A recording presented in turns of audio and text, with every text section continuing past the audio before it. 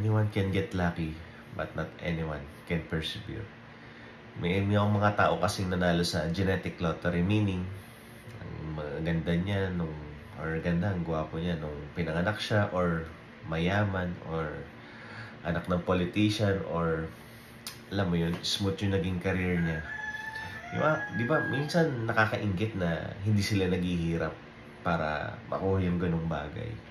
Pero totoo bang dapat ka mainggit sa ganun? Kasi yung mga di ba ang ina-admire natin, halimbawa sa isang movie, sa isang ganito, syempre hindi pwedeng walang obstruction, walang pagsubok, walang kahit anong hadlang, tapos dire-diretso mo lang makukuha yung goals mo. Alam ko, dapat talaga napakadali ng buhay na ganun eh. Pero sa ating mga dapat yung mga binigyan tayo ng tough opponent, ito yung kailangan nating magsikap, kailangan natin, alam mo yun, gumalaw sa buhay para maging successful. Hindi kasi tayo yung yung mga taong pinanganak na easy way, yung may apelido sa nasikat sa huli. Hindi tayo ganun eh. Ngayon, ang pinaka natin, talagang ang pinaka pagandahin natin yung istorya natin. Yung sa pelikula natin, tayo yung bida. So pagandahin natin yung istorya natin.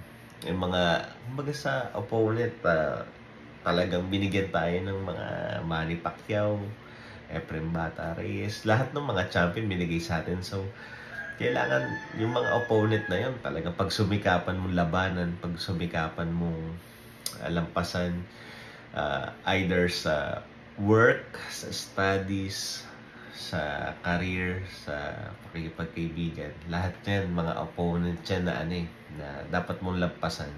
Lahat ng pagsubok sa financial, sa alam mo yun, sa spiritual, lahat ng lahat ng pinagdadaanan mo, alam ko malalampasan mo yan ng alam mo yun na mas matindi yung pagsubok, mas matindi yung reward. So maniwala ka lang sa kakayahan mo, magsumikap ka lang, alam mo yun, perseverance, pagtsatsaga, resiliency.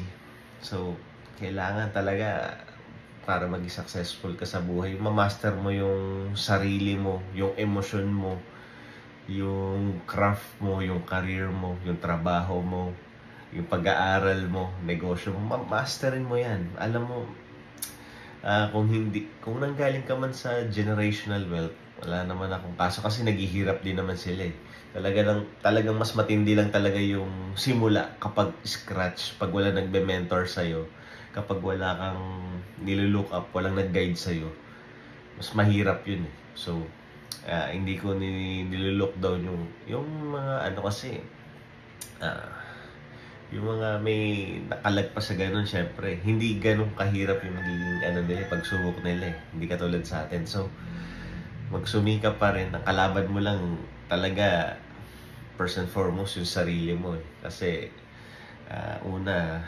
masterin mo muna yung sarili mo, tanggalin yung procrastination, lahat ng mga bagay na pwede mong gawin para mag-improve yung buhay, yung financial status, masterin mo yung emotions, communication skills mo. So lahat yan dapat mong maging mag-persevere, lakas na ng loob, resilience. Kapag nahihirapan ka, isipin mo na lang, di ba? Huwag ka susuko. Kasi pag sumuko ka, alam mo ba, ang pinaka-guarantee na mangyayari to o hindi, wala. Nag-zero yung chance na mangyayari kasi sumuko ka na. Pero, kahit matagal, kahit kung hindi ka sumusuko, may 1% chance yan, or kahit mababa sa 1%, 0.5%, 0.1%, basta hindi ka sumusuko, may chance na mangyari yan. Yung mga pangarap mo, yung mga goals mo, dreams, travel destinations, kung ano man yung goals mo, may chance yan.